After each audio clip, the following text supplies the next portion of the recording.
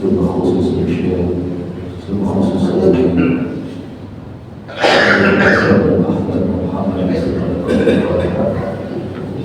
بسم الله الرحمن الرحيم الرحمن الرحيم إياك نعبد وإياك نستعين صراط المستقيم صراط الذين أنعمت عليهم غير المغضوب عليهم ولا الضالين.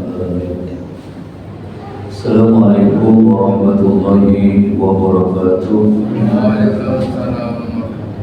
الحمد لله رب العالمين والصلاة والسلام على أشرف الأنبياء والمرسلين وعلى آله وصحبه أجمعين. ربي اشرح لي صدري ويسر لي أمري واحلل عقدة من لساني يفقهوا قولي. قال المؤلف رحمه الله تعالى وأدام نفعنا بعلومه في الدار آمين. ثم قال اللهم هداية للصواب يا رب العالمين. Alhamdulillah Rabbil Alamin. Mari senantiasa kita bersyukur kepada Allah Subhanahu wa Ta'ala atas nikmat yang Allah anugerahkan kepada kita semuanya. Dan mari kita terus menerus memperbanyak salawat dan salam kepada Habibuna Sayyidina Muhammad sallallahu alaihi wasallam.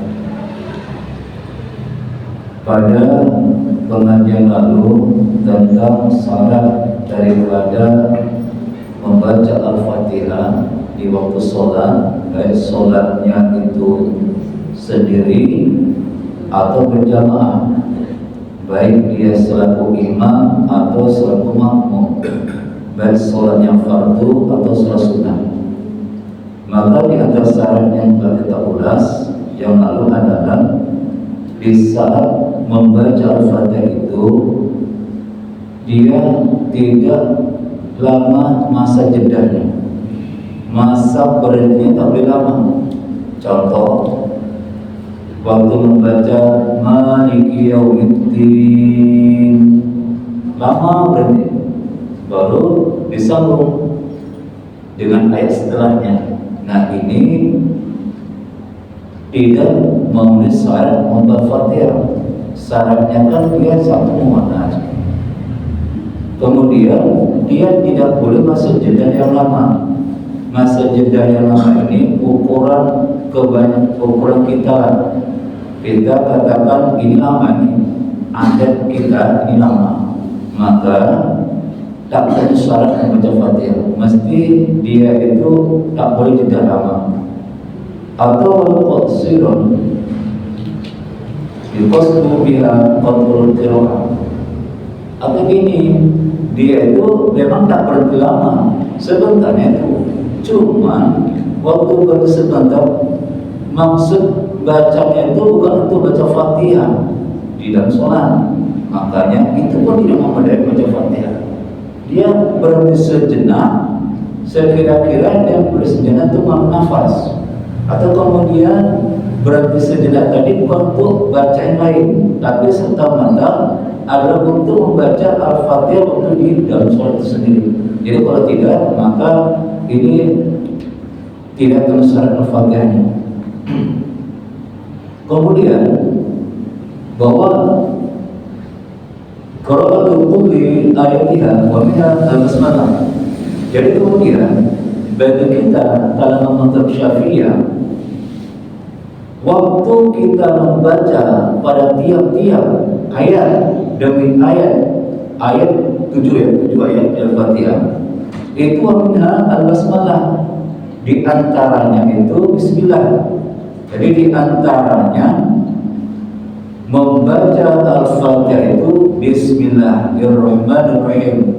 Jadi ketika kita sholat tanpa membaca bismillahirrahmanirrahim itu tidak memadai dalam versi ulama Syafi'iyah. La sholata liman lam bi fathil kitab, itu diantara bagi dalilnya. Walaupun kita baca surah panjang, fasih bacaan makhraj supaya sebelum pas, tapi tidak membaca Bismillahirrahmanirrahim, maka ini tak sah. Ketika kita baca Bismillah, maka mestilah membaca Bismillahirrahmanirrahim. Nah, ada satu dalil di kasrat al-hadis al-warida fi dzalika walati minha idza qaratum alhamdulillah faqra'u bismillahirrahmanirrahim.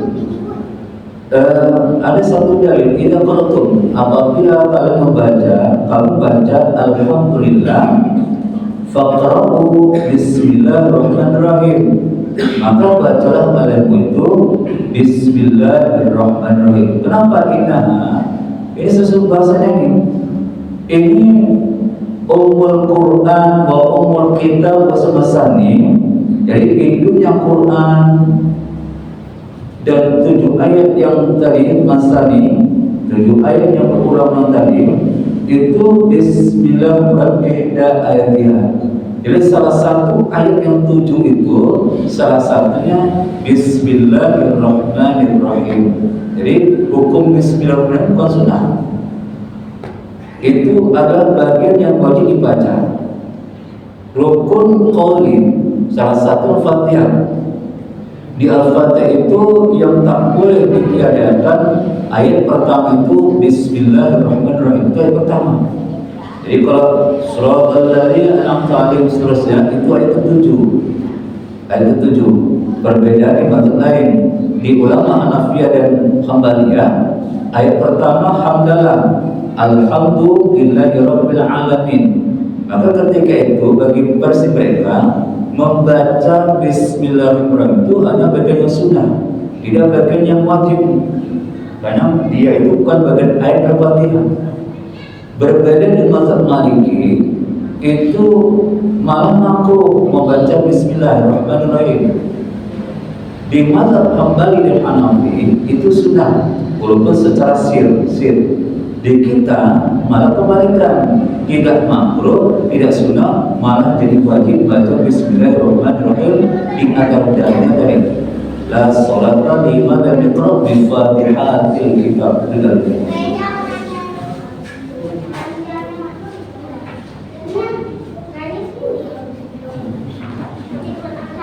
Nah, kemudian ini masih pembahasan dulu ya, pembahasan lalu.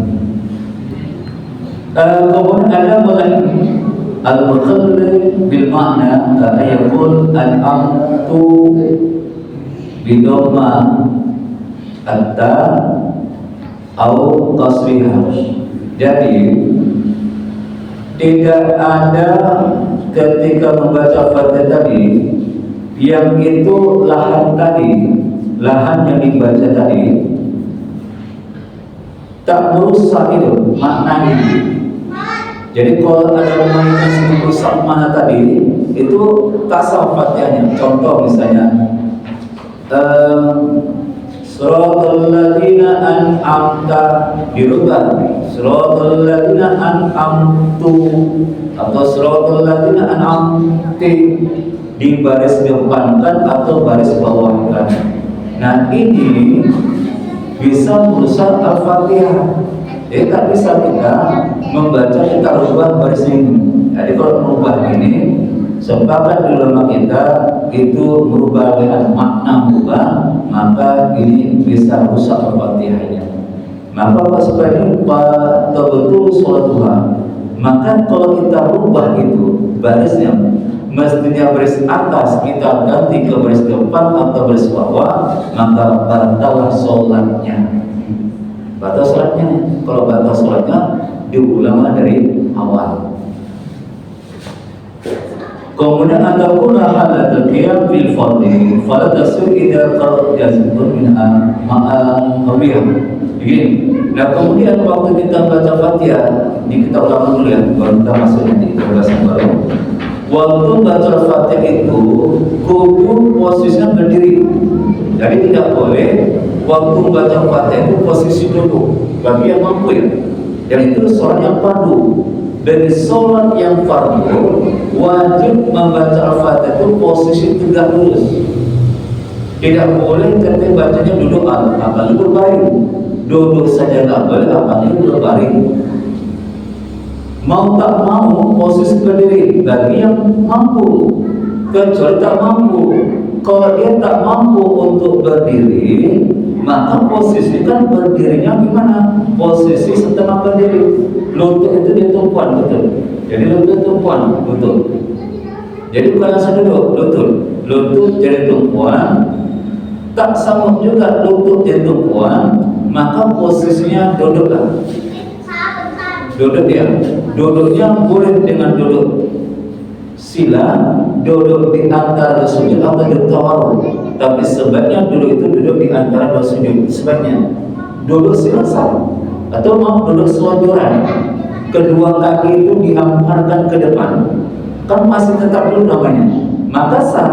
Cuma sebaik-baik orang yang duduk ketika tak mampu berdiri di sholat fardu, maka duduknya adalah posisi duduk di antara dua sujud, bukan sila, bukan juga posisinya itu diluruskan. Apa bahasanya tadi? Selonjorannya. Kalau bahasa Indonesia apa selonjoran? Kakinya lurus. Apa bahasa? Bahasa selonjorannya kaki lurus ke depan. Nah ini dia tetap sah. Cuma diperhatikan kalau posisi sholat dulu. Tengok-tengoklah, kalau dia masih mampu, dia sujudnya dengan sempurna dari dua telapak tangan. Kalau sempurna dia mampu sujud di atas lantai atau sajadah, maka ini orang duduknya bukan di atas kursi, duduknya itu di lantai. Jangan pula mampu dia itu sujud sempurna tadi, tapi duduknya itu di kursi. Mesti duduk di lantai. Tapi tak mampu dia untuk sujud, atau tadi kalau sujud tak bisa bagi lagi dia darahnya, maka ini duduknya baru di kursi. Dan sebaiknya ada meja. Sebaiknya ada meja. Nah ketika dia ada meja pun, ketika dia sujud mesti dibedakan waktu dia gerakan untuk sujud. Bisa. Kalau ketika ruku itu tampak kaki ini diposisikan di lututnya. Jadi di lutut ini ujung setentang lutut, setentang ini. Kalau posisi ruku jadi gini. Nah nanti kalau pas sujud ini pas di pangkal paha. Nah gini posisinya. Kalau pas sujud, kalau duduknya di kursi, jadi gini, diturunkan lagi. Kalau bagus ada meja. Nah, ini meja seperti ini. Tapi kalau di meja kan payah, mengganggu. Kecuali di rumah. Di rumah bisa kita kasih meja tadi. Tapi meja itu agak rumit. Agak menambah masa kita. Intinya posisi tapak tangan ini, kalau dia ruku itu setentang dengan lutut. Tapi kalau sujud itu di pangkal namanya. Pangkal paha, pangkal paha. Nah, di sini waktu sujud. Jadi dan ini kalau ada pakai meja, kan? Nah itu kalau ada sujud. Baik, kalau saya boleh tanya sebelum lanjut kepada pembahasan yang baru. Ada Pak Nur, kira-kira Pak Nur bertanya? Kira-kira beras berapa? Ada yang masalah keliru kan? Apa diluruskan? Kira-kira.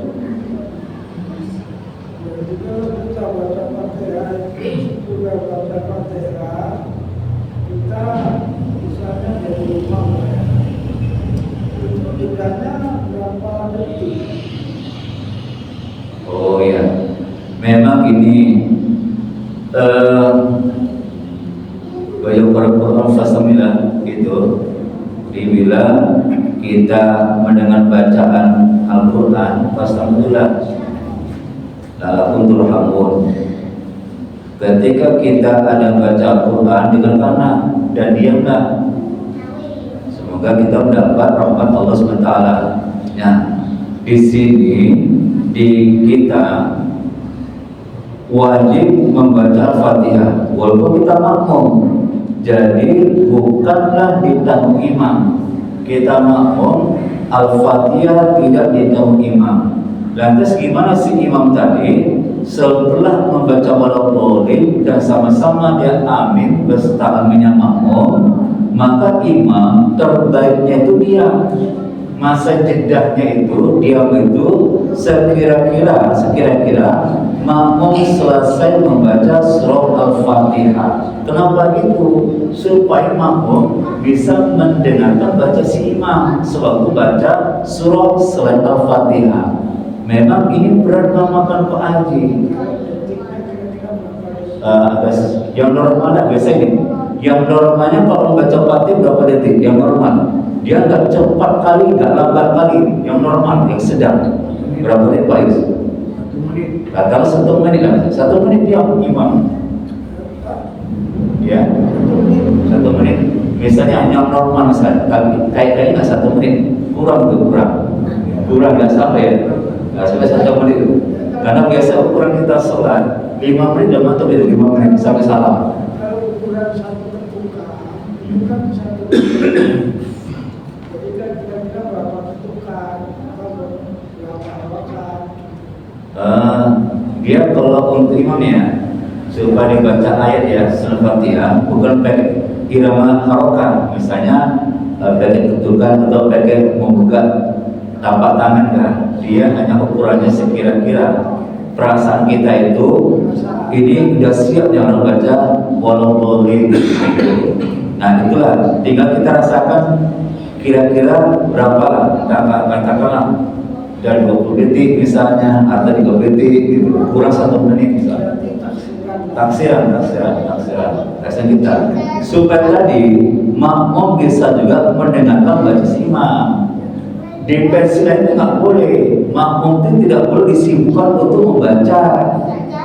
Imam kan diangkat itu diikuti terus dengarkan baca si imam tadi. Makanya kita di ulama kita keluar daripada perbedaan ini, sebaiknya kita makmum sudah tak makruh dia sholatnya, maka imam bijaksana, imam tadi dikasih kesempatan jeda tadi makmum baca Fatihah baru imam baca ayat selain Al-Fatihah. Itu sebaiknya. Walaupun perkara boleh aja setelah waladzolin sekira-kira imam baca tasbih dia baca sani nggak apa-apa, perkara bolehnya. Kalau kita tidak mendahului imam ya kan, tapi kita baca juga mengerti lagi, boleh kan?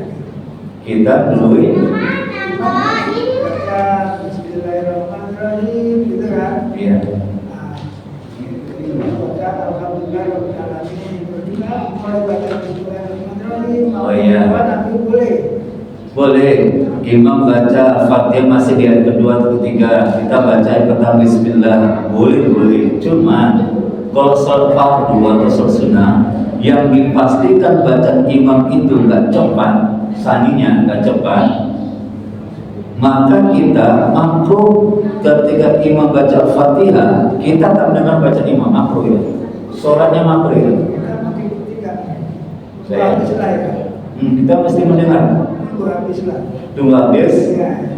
Sampai waladzolin kita sama-sama amin, barulah kita baca ayat baca tadi, baru imam baca ayat. Nah berbeda ini kita tahu nih imam ini biasa sholat sunnah, biasa sholat tarawih misalnya. Maka kalau kita yakin-yakinnya ini kalau simpel jadi imam memang baca asalnya maaf cepat pendek ayatnya. Misalnya kata kartu 116 dibacanya. Kita kalau kita ukur kita baca Fatihah, ini nggak terkejar kita. Kalau mau imamnya butuh cepatnya, maka gimana caranya? Solusinya imam baca Fatihah, kita baca Fatihah. Begitu ayat imam baca kedua, kita baca pertama. Itu kenapa? Kondisi imam itu memang model cepat ya. Baca cepat, ayat pendek. Nah itu boleh. Daripada begitu imam baca ayat kata kasur misalnya, imam ruku kita ruku, sementara Fatihah kita belum selesai. Ketika Al-Fatihah belum selesai, imam tak berruku. Imam tidak, kita selesai Fatihah, kalau tidak. Sampai imam sujud yang pertama, gimana nih? Kita belum siapkan Fatihahnya. Begitu duduk baru kita ruku. Tapi catatan tadi kita siap Al-Fatihahnya. Nah, makanya kalau kita khawatir di sini, daripada kita khawatir karena kita mungkin kurang paham di situ, maka setel imam baca Al-Fatihah ayat kedua atau ketiga, kita baca juga Al-Fatihah. Itu di situ karena ada kondisi tertentu tidak makruh aja. Kenapa? Menyelamatkan yang wajib. Yang wajibnya apa nih? Membaca Fatihah. Mendengarkan baca imam itu sunnah, bukan rukun. Berbeda dengan Hambali. Mewajibkan bagi makmum mendengar baca si imam. Bahkan di Hanafi itu sebagai di ulama Hanafi bahkan jangankan itu, ketika sholat yang ketiga keempat pun tidak dianjurkan baca Fatihah. Artinya sah tanpa baca Fatihah. Kenapa? Sudah terlepas sebagai si imam. Begitulah versi ulama-ulama kita. Jadi intinya, kalau kita yakin imam yang membaca saminya itu cepat dan ayat pendek, bagi kita menyelamatkan yang wajib, maka kita yang sunnah kita tinggalkan. Menjaga yang wajib utama. Jangan mempertahankan yang sunnah, tapi membuat rusak yang wajib. Nah, itu wajib. Tapi jarang kita di sini. Kita sholat masbuk itu ketinggalan, kan? Jadi orang membaca Fatihah atau waktu tidak karena ada sejarah itu kan. Kalau orang ketika ada orang ketinggalan, merasa dia rukunnya gak lama. Kira-kira kayak menunggu. Iya. Itu gimana Mas? Ya, memang ini dulu sahabat Khalifah Abu Bakar Siddiq kan terlambat. Begitu Rasul lagi ruku, alhamdulillah ucapan Abu Bakar Siddiq radhiyallahu. Kenapa? Masih bisa mendapatkan posisi Rasul ruku. Maka ketika itu sahabat itu ruku. Maka ketika itu kalau mendengar pujian seorang hambanya ini, maka dulu bala diberikan Jibril menyampaikan kepada Rasulullah ketika jadi imam untuk membaca berubah yang dulunya Allahu Akbar. Itu waktu ruku ketiga dulu Allah baru bacanya. Tapi kan asbab tadi dengan ketiganya Khalifah Abu Bakar Siddiq, maka berubah sami Allah. Jadi Allah mendengar pujian si Khalifah tadi. Ya, cuma di situ betul memang. Kalau ketika kita seorang masuk masih mendapatkan posisi imam yang itu ruku, maka kita dapat hasil rakatnya. Kita ulangkan Fatihah lagi, rakaat apa langsung dapat satu rakaat? Otomatis dapat. Itu yang ditambah oleh si imam. Masbuk tadi kita imam ruku dan kita masih dapatkan posisi ruku si imam, otomatis Al-Fatihah ditambah si imam. Kalau saya tidak baca Fatihah, dan malah nggak boleh baca Fatihah posisi ruku mana? Nggak boleh ya. Nah, itu dapat. Misalnya kita terlambat itu di posisi rakaat pertama dan rukunya, maka nggak usah naik kita nambah. Imam salah kita salah. Kenapa? Pas diterlambatkan posisi ruku saja kita.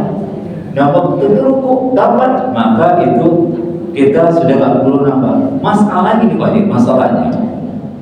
Ini mah kalau lagi imam ruku kita ruku aman. Ini kan kita kan pertama nih tak dulu ya. Karena di versi kita posisinya itu mesti tegak lurusnya. Nawa itu tadi usul tadi itu mesti posisi berdiri. Angkat tangan kan sunnah, misalnya karena kita terbiasa angkat tangan nggak apa-apa, itu sunnahnya. Jadi soli di lidah, langsung saja hati. Kalau begini langsung di hati saja lagi. Sengaja pun mengesal pada maghrib saya.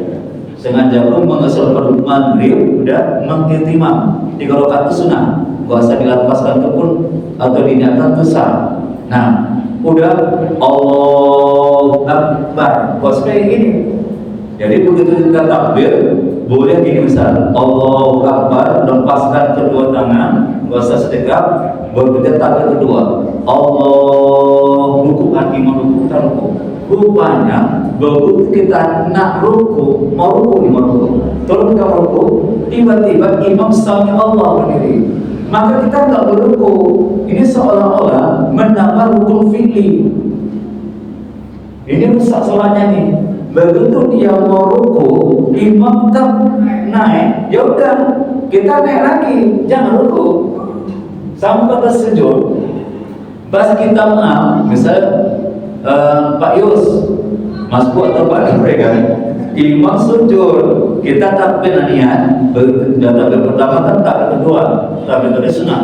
Begitu sudahlah tapak lutut kita itu menempel pada ini lantai, kita nak sujud ini, imam naik, jangan kita sujud, naik kita.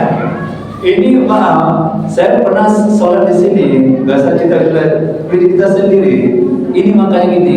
Kalau ngaji di setengah-setengah diwajib, kayaknya saya dulu pernah nyampaikan nih, kayaknya saya lupa. Kenapa saya nyampaikan? Lupa saya. Jadi pas di samping saya sholatnya masuk, ya ini wajib. Begitu sudah kejadian itu, ya tetap ya rukun selesaikan atas sedikit. Jadi nggak boleh. Seolah-olah itu menambah rukun perbuatan. Hanya tolong kalau kita kejadian itu, jangan kita istiqomah untuk sujud, karena imam sudah tegak nih, udah bergerak ya, udah bergerak, kita pun lah pantulkan kita naik juga, naik. Itu jangan. Kalau nggak seolah nambah rukun perbuatan, itu yang bisa merusak sholat. Asbab tadi sholat. Tadi mungkin lupa di pengajian, atau tadi pas pembahasan itu dia tak datang haji. Itu dia, makanya itulah kalau bisa kita ngaji istiqomah. Kalau nggak kepepet kali, yang tinggalkan pengajian sehingga kita terus dapat tentang informasi tadi. Kalau lupa diingatkan kembali, karena ini bukan sekali saya maaf nengok di sini berulang kejadiannya. Ya cuma kan nak kita terkonti takutnya sakit hati, apa ya begitu ada gitu. Tadi dan Fatihah tadi kalau kita berjalan, aku kita dapat rukunnya sama-sama. Kalau kita nambah lagi, bagaimana satu rakaat? Nah, kalau kita nambah lagi, berarti nambah rukun perbuatan. Udah pas kita kan gini. Kita perlu baca Fatihah. Yang imam tadi yang ketinggalan tadi yang masuk dalam. Jadi mana itu? Nah, tadi kalau posisinya imam ruku kita dapat ruku, misalnya rakaat pertama, di rakaat pertama kita masih dapatkan imam ruku, betul kita harus dapat ruku, maka kita nggak usah nambah bilangan lagi. Kalau nambah bilangan, maka sholatnya batal, karena sudah ditambah oleh imam. Berbeda kasus yang kedua, belum kita ruku, kita nak ruku ya, udah berdiri, udah di ruku, tiba-tiba ruku, imam bertegak tidak, maka ini begitu imam salam, kita jangan salam, nambah satu rakaat, itu aja, itu yang berapanya, bapak juga, mana Pak Yus, kira-kira Harun, kalau perang Harun ya. Jadi kalau gabung kan, kalau gabung Fatihah kita harus tunggu boleh, harus tunggu siap dulu. Baca Fatihah imam baru kita baca Fatihah. Iya. Itu karena wajib. Iya, betul. Bagaimana pula kalau yang sunnah? Sholat sunat. Maksudnya sunatnya. Sunatnya. Kita ikut misalnya taklim sama imamnya pelan-pelan. Makmum tidak dibolehkan membaca ayat setelah Fatihah. Misalnya sudah Fatihah, imam selesai, kita akan baca Al-Fatihah, itu wajib. Setelah kita selesai Fatihah, jangan kita baca juga surah. Jangan disibukkan kita untuk mengimani baca imam, itu dilarang. Dilarang kita. Kecuali khusus Al-Fatihah kita boleh. Selain Al-Fatihah, jangan coba-coba. Diam aja. Paling kadang-kadang mesimak di hati, disimak dia di hati. Kadang-kadang kita hafal mesimak di hati, gitu dia. Ya itu kalau sudah di hati nggak masalah. Asal jangan terlafaz oleh lidah, jangan terlafaz oleh lidah. Hati ya. Betul. Baca surah tak boleh ya. Baca kecuali kita sholat sir, sholat zuhur, asar. Kita baca Fatihah siang, baca sani, dan kita tetap sunnah. Kita tetap disunahkan membaca surah selain Al-Fatihah bila imam itu masih posisi lurus tegak. Maka kita baca ayat lain. Rupanya setelah selesai baca tadi, imam masih posisi maaf Berdiri dia masih terus berdiri, maka kita tetap baca ayatnya lagi. Ayat kedua, tamat, imam masih lama. Rupanya waktu dia sholat zuhur, dia membaca surah Yasin sampai tamat namanya. Misalnya aja, maka kita tetap dibolehkan tetap baca surah di sini sampai imam ketika mau rukuk kita rukuk aja. Jadi kan kita nggak tahu imam baca surah apa kan? Mana tradisi di dia kan? Iya. Mau ini aja mulutnya kan? Betul. Jadi kalau berbeda dengan imam baca surahnya, biasanya imam baca surah Yasin, terus kita baca surah Alam Nasr, Iya. Sirah, Iya. mana? Boleh, waktu di sholat zuhur bisa imam baca surah A, kita makmum setelah baca ayat, daripada dia kan baca surah juga berbeda. Buat kita sholat takal sudah nggak apa-apa, kecuali imam jahatkan ini kan nggak jahat malah. Iya, berlawan nggak apa-apa, boleh dalam masa nggak apa-apa. Yang sedih ini misal imam itu membaca surah sholat zuhur misal surah Al-Qur'an. Di situ kan ada ayat 15 tak salah saya itu kan ada pindah sujud. Masa sudah sejadah juga ya. Ada pindah sujud. Rupanya mau sujud Pak Nur, sujud. Enggak ada rukuk langsung sujud. Allahu Akbar. Kalau itu terjadi mana Pak Nur? Ini sholatnya Selasa atau zuhur. Ada kata imam tadi baca surat Al-Qur'an misal dibaca itu atau yang ada kaitan dengan surat perintah sujud. Dia sujud Allahu Akbar. Andai kata di suatu masa terjadi di kita di masjid, gimana kita? Subhanallah. Kita sudah turun, ada sekolah berdiri. Kalau andai kata kejadian. Memang repot. Ini kan misal Pak Nur. Kalau sampailah kita kan ada imam baca apa di waktu sujud dan asar. Ada kata dibaca ayat perintah sujud, maka sunahnya sujud. Nah ketika sujud kita wajib sujud. Nah terus berdiri, langsung kemudian dia nyambung ayat di rukuk. Andai kata kejadian itu, ya udah ketika ada imam. Nah itu dia. Tapi kayaknya belum pernah kalian itu. Saya tuh belum pernah nembak Pak Nur kalau ada orang sholat asar itu pakai ayat yang perintah sujud. Kayaknya belum pernah dengar saya. Belum pernah. Jadi kita kan dalam tahu surah sujud itu ya kan? Tinggal jelasnya cara ya kan? Maka kira-kira kalau kita tak sujud apa ada gantinya? Kira-kira kita baca apa gitu? Kalau kita sujud, Iya. Misalnya kadang-kadang kalau ada bacaan sujud itu diharapkan kan kita 15 itu kan surah kan? Iya. Ada sujudnya kan? Itu umpamanya sudah baca terakhir kan sampai pada titiknya itu baru kita di mana kita baca ada yang dibaca gitu. Kalau nggak sujud, iya sujud. Waktu imam sujud kita kan.